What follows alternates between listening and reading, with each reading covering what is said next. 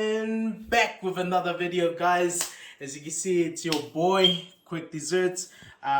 We have a bowl of fruits today, yeah, and I'm using sweets, pastry shells, and the other two is brandy basket. And I'm be using strawberry cream and chocolate cream as well.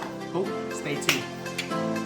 Add your chocolate cream inside both pastries, just like that. And for the brandy baskets, add the strawberry cream in it. For the pastries, add your grapes and a slice of apple. And for the baskets, add your apples and banana slices. And of course, you can't miss your grapes.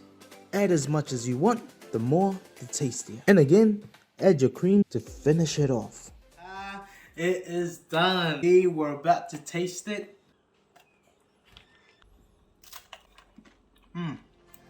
Subscribe for more.